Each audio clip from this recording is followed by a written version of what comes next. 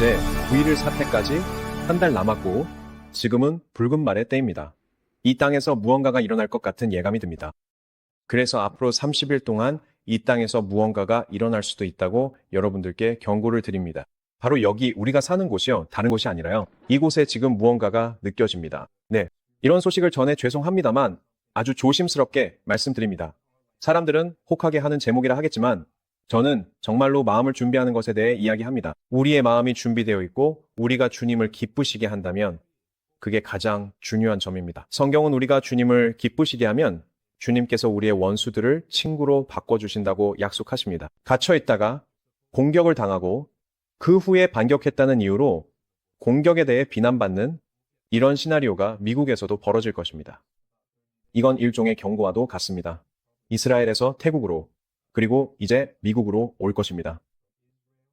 그러니 앞으로 30일, 9.11 전까지 약 30일, 정확히는 대략 40일 전인데 대비하십시오. 이것은 시험과 시련의 숫자입니다. 그래서 저는 9.11을 앞두고 40일간의 기도를 선포합니다. 영적으로 준비하십시오. 마음의 준비도 하십시오. 주님과의 관계를 바르게 하고 여러분이 걷는 길이 주님을 기쁘시게 하게 하십시오. 그러면 주님께서 여러분의 원수들이 여러분과 화목하게 하실 것입니다. 그렇지 않으면 앞으로 40일 안에 이 땅에서 또 다른 9.11이 일어날 수 있습니다. 저는 9.11 사태 이후 9월 10일 일 이후 계속 설교해 왔습니다. 저는 여러분께 계속 설교해 왔고 지난 24년 동안 종말에 대해 이야기할 때 저를 가장 따뜻하게 맞아준 가족이 바로 여러분이었습니다. 2001년 9월 11일 모든 것이 바뀌었습니다. 저는 그 이후로 계속 이 길을 걸어왔고 변하지 않았습니다. 25년 동안 가르치고 설교하고 예언하고 하나님의 말씀이 거듭 확인되는 것을 경험했는데 그러면서 내린 결론이 대부분의 사람들은 제 말을 듣는 것은 즐기지만 실제로는 아무것도 하지 않는다는 것입니다. 그리고 그건 저를 다시 우리의 첫 번째, 처음 설교 중 하나로 이끕니다. 제 어머니도 그 자리에 계셨고 그때 거기 계셔서 그걸 기억하는 분이 또 계신지 모르겠는데 그때 우리는 몇 가지 메시지로 시작했고 그 메시지들을 계속해서 강조했습니다. 그 중 하나는 Zoe Life, 곧 하나님의 영원한 생명이 여러분 안에 있다는 것이었습니다. 여러분 안에 또 하나의 존재가 있습니다. 여러분 안에는 또 하나의 힘이 있습니다. 그 힘이 거기서 무엇을 하고 있습니까? 여러분은 그 힘으로 무언가를 해야 합니다.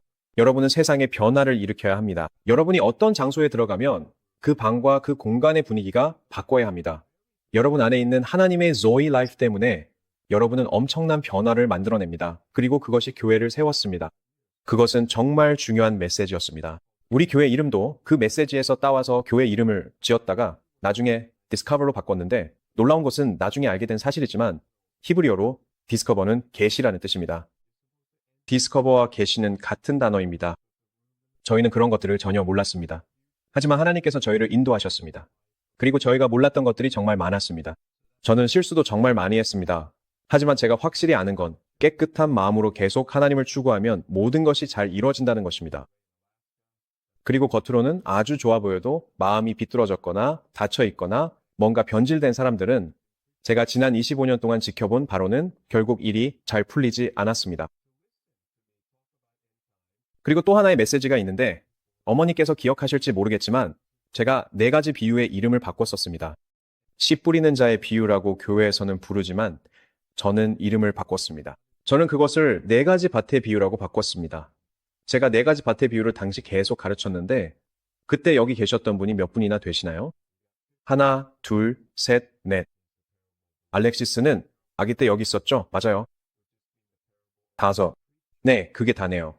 그러면 여러분 대부분은 이 가르침을 모르시니까 다음 주에 해야겠습니다. 제자 훈련과 교회의 역사, 그리고 교회의 미래에 대해 다룰 내용이 많지만 여러분이 준비를 더 하셔야 할 것 같습니다. 지금 나누지 않고 그 부분은 다음에 다루도록 하겠습니다. 그런데 4가지 밭의 비유는 아주 간단합니다. 정말 간단하죠. 그냥 순수한 수학처럼 생각하면 됩니다. 그리고 이것이 참고로 이 이야기가 디바인 코드라는 책의 시작이었습니다. 이 가르침이 너무 중요해서 만약 제가 죽고 나서 제 아이들에게 뭔가 남긴다면 그때는 알렉시스였고 그 다음은 오스틴이었고 이제 엠버 레이, 알래스카인데요. 물론 여러분 모두가 저의 영적인 자녀이고요. 하지만 만약 제가 정말 중요한 무언가를 남길 수 있다면 그건 디디바인 코드에 담긴 모든 내용일 거라고 생각했습니다. 그리고 이 책은 네 가지 밭의 비유에서 시작됩니다. 이 이야기에서 씨 뿌리는 사람도 같고 씨앗도 같으니 그게 이 비유의 이름이 되어서는 안 된다고 생각했습니다. 씨앗의 비유라고 하면 여러분에게 별 의미가 없을 거예요. 그저 말씀의 비유라는 뜻일 뿐이죠. 씨 뿌리는 자의 비유라고 하면 그건 설교자나 성령님 혹은 하나님의 말씀을 여러분에게 전하는 사람의 비유일 뿐이에요. 그것도 여러분에게는 아무 의미가 없죠. 하지만 네 가지 밭의 비유는 마음에 네 가지 상태가 있다는 것을 알려줍니다. 그리고 저는 대부분의 사람들이 들었던 이야기, 즉 네 가지 다른 종류의 사람이 있다는 해석을 바꿨습니다. 저는 그렇게 믿지 않습니다. 저는 모든 사람이 네 가지 상태의 밭, 마음을 모두 가지고 있다고 믿습니다. 즉 어떤 주제에 대해서는 아주 좋은 밭이 될 수 있지만 다른 주제에 대해서는 형편없거나 가시밭이거나 돌밭이거나 혹은 길가와 같을 수 있다는 뜻입니다. 그리고 여러분은 인생을 살아가면서 마음의 밭을 비옥하게 하고 마음이 자라고 열려있도록 지켜야 하며 그렇게 해서 하나님의 것을 최대한 많이 여러분 안에 담을 수 있도록 해야 합니다. 여러분은 이 영역에서 그분을 더 닮아가기 위해 성장하고 있는 것입니다. 그래서 네 가지 밭의 비유는 승리의 엄지 손가락을 치켜들고 바로 그거야, 그게 나야 라고 말하려는 것이 아닙니다. 만약 여러분이 자신을 판단한다면 모두가 나는 좋은 밭이야 라고 말하죠. 그래서 그런 식의 엄지척 나는 승리자라는 태도가 생깁니다. 나는 변할 필요가 없어. 다른 사람들이 변해야 해. 내 배우자가 변해야 하고 내 자녀들도 변해야 해. 부모님이 나를 힘들게 하지만 그분들이 변할 수 있지. 내 상사도 변할 수 있어. 그래서 결국 모든 책임을 다른 사람들에게 돌리게 됩니다. 당신의 직원들이 변해야 해라고 하면서요. 하지만 사실 네 가지 밭의 비유는 우리 마음 안에 이 네 가지, 아니 네 가지 중 세 가지를 조심해야 한다는 것을 말해줍니다. 맞죠? 네 가지 중 세 가지는 열매를 맺지 못합니다. 이건 정말 사실 끔찍한 이야기예요. 왜냐면 제가 설교할 때 여러분 중 오직 4분의 1만이 제대로 받아들인다는 뜻이거든요. 그리고 저는 정말로 매번 설교할 때마다 그 생각을 머릿속에 가지고 있습니다. 교회를 시작한 이후로 그 생각은 한 번도 변한 적이 없습니다. 저는 여러분 중 4분의 1만이 완전히 매료되고 흥분하고 열정적으로 반응할 거라는 걸 잘 알고 있습니다. 여러분은 하나님의 말씀을 받아서 뭔가를 해볼 준비가 되어 있습니다. 그리고 4분의 3은 좋은 말씀이었네 라고만 하고 아무것도 하지 않을 겁니다. 자, 기억하세요. 그 세 부류도 말씀을 들었습니다. 이 사람들도 하나님의 말씀을 들으러 왔지만 아무 열매도 맺지 못했습니다. 그리고 바로 그게 문제입니다. 우리가 이 삶에서 열매를 맺느냐가 중요한 거죠. 그게 바로 문제입니다. 우리가 열매를 맺고 있습니까? 왜냐하면 하나님께서 바로 그 일을 하러 오시기 때문입니다. 하나님은 열매를 검사하시는 분이십니다. 하나님께서는 우리가 얼마나 열매를 맺었는지 보러 오십니다. 그래서 성경은 같은 씨 뿌리는 자가 같은 말씀을 뿌릴 때라고 말합니다. 예를 들어 그 말씀이 치유의 말씀이라고 해봅시다. 50명이 있다고 가정해 봅시다. 일반적으로 이 50명 모두가 어떤 형태로든 치유가 필요합니다. 10명이 치유받았다고 해봅시다. 그럼 40명, 여기 40명이 치유가 필요한 거죠. 실제로는 10명만 치유될 거라고 기대할 수 있습니다. 이게 충격적인가요? 예수님께서 그렇게 가르치셨고 이것을 이해하지 못하면 다른 모든 비유를 어떻게 이해하겠느냐고 말씀하셨습니다. 즉, 이해할 수 없다는 뜻입니다. 성경에서 가장 단순한 이 비유조차 이해하지 못한다면 다른 것은 전혀 이해가 되지 않습니다. 사실 여러분은 여기에 앉아서 똑같은 말씀을 듣고 있지만 옆에 있는 사람은 30배, 또 다른 이웃은 60배, 또 다른 이웃은 100배의 열매를 맺고 대다수는 아무 열매도 맺지 못합니다. 아무것도 없습니다. 그들은 이 예배를 마치고 나가서 아무 기억도 남지 않을 것입니다. 이게 첫 번째입니다. 이게 첫 번째 그룹입니다. 첫 번째 그룹은 설교자가 무슨 말을 했는지조차 기억하지 못합니다. 성경에서는 마귀가 처음부터 그 말씀을 빼앗아 갔다고 말합니다. 그 이유는 아마도 정말 많겠지만 저는 오랫동안 목회를 해왔기 때문에 꽤 빨리 분석할 수 있습니다. 가장 큰 이유는 그 책 쓴 사람 이름이 뭐였죠? 사탄의 미끼 쓴 사람요? 존 비비어입니다. 존 비비어요. 우리는 교회에서 그 책을 읽곤 했습니다. 가장 큰 이유입니다. 마음이 상하면 아무것도 들을 수 없습니다. 그렇죠? 예수님께서는 너희가 내 살을 먹고 내 피를 마시지 않으면 영생을 얻을 수 없다라고 하셨습니다. 그런데 사람들은 우리는 마음이 상했습니다. 라고 합니다. 그렇다면 무슨 소리가 귀에 들어오겠느냐? 라고 예수님께서 말씀하십니다. 우주를 창조하신 분이 바로 곁에 서 계신데 그분이 당신에게 말씀조차 하실 수 없는 겁니다. 지금 이 땅의 상태가 바로 그렇습니다. 그래서 첫 번째 부류는 어떤 이유에서든 마음이 상했거나 졸리거나 피곤해서 아예 듣지 못하거나 들을 수 없는 사람들입니다. 이유가 무엇이든 간에 말이죠. 두 번째는 돌밭입니다. 돌밭. 성경에서는 뿌리를 내린다고 말합니다. 그들은 기쁨으로 말씀을 듣습니다. 그들은 그것을 받아들입니다.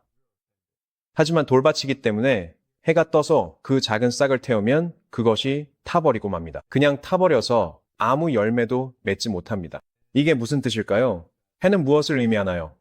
환난, 힘든 시기, 어려운 문제들, 병에 걸렸다는 진단을 받거나 예를 들어 해고를 당했다거나 그런 일들이 생겼을 때 예상치 못한 일이 생기거나 어려움이 닥칠 때 조심하지 않으면 그것이 또 다른 방식으로 마귀가 여러분이 열매를 맺지 못하게 하는 방법이 됩니다. 이것이 두 번째 방법입니다. 그리고 세 번째 방법은 모든 것이 잘 되고 열매가 맺히기 시작하고 이제 막 열매를 내기 시작하는데 가시덤불이 그 작은 식물을 질식시킵니다. 그렇다면 가시덤불은 무엇일까요? 그냥 글쎄요. 게으름과 상처받음, 이게 첫 번째입니다. 아예 듣지 않는 경우도 있습니다. 두 번째는 자라기 시작하지만 어려운 시기가 오면 이런 건 예상하지 못했어. 나는 이런 걸 원한 적 없어. 아무도 나한테 이런 얘기 안 해줬어. 라고 말하게 됩니다. 잠깐만요. 네 가지 밭의 비유가 이미 말해줬잖아요. 이것은 예수님의 가장 초기 가르침입니다. 여러분은 인생에서 저항과 어려움을 예상해야 합니다. 무언가를 시작할 때 모든 일이 순조롭고 쉽게만 풀리지는 않을 것입니다. 그리고 그걸 극복해야 합니다. 사실 그건 쉬운 일입니다. 세 번째는 번영, 명성, 이 세상의 염려, 그리고 이 생의 재물입니다. 더 많이 팔기 시작하고 사업이 성장하고 모든 것이 아주 좋아 보이기 시작하면 마음이 식어버립니다. 기도하러 올래? 아니, 굳이 기도할 필요는 없을 것 같아. 11조? 계속 하긴 하겠지만 이제 마음이 담기지 않아. 전도? 누가 나한테 예수님에 대해 물어보면 하겠지만 내가 먼저 다가가진 않을 거야. 이렇게 하나님의 일에 점점 마음이 식어가는 거죠. 이게 바로 네 가지 밭의 비유입니다. 저희는 이 교회를 Sorry Life와 네 가지 밭의 비유 위에 세웠습니다. 사람들에게 항상 순수함을 지키고 자신의 마음을 점검하며 이 세상의 압박에 흔들리지 않고 이 세상의 부와 성공의 마음을 빼앗기지 않도록 스스로를 살피라고 부탁해왔죠. 그리고 이제 저는 30년의 경험이 있습니다. 벌써 30년이 됐나요? 세상에 30년이라니. 저는 주님 안에서 30년이 되었습니다. 올해로 30년의 경험, 25년간은 목회자로서요. 그리고 55개국을 다녔습니다. 그리고 저는 정말로 말할 수 있습니다. 와, 이 비유는 정말 모든 것을 설명해 줍니다. 정말 모든 것을 설명해 줍니다. 하나님의 말씀을 듣는 사람들 대부분은 아무것도 하지 않습니다. 그리고 뭔가를 하는 사람들 중에서도 오직 3분의 1만이 100배의 열매를 맺습니다. 그래서 이걸 잘 분석해야 합니다. 셋째, 아시다시피 30배, 60배, 100배가 있습니다. 100을 4로 나누고 4분의 1을 3으로 나누면 8.33%가 나옵니다. 이게 바로 디바인 코드 책의 시작입니다. 저는 이것을 계속해서 가르쳤고 하나님께서 우리에게 말씀하시는 패턴들이 있다는 것을 알게 되었습니다. 하나님께서 저에게 보여주시는 이런 숫자들이 있습니다. 8분 새로운 시작을 의미하고 정확히 8%입니다. 100명이 있는 방에서 오직 8명만이 100배의 결실을 맺게 됩니다. 1000명이라면 80명입니다.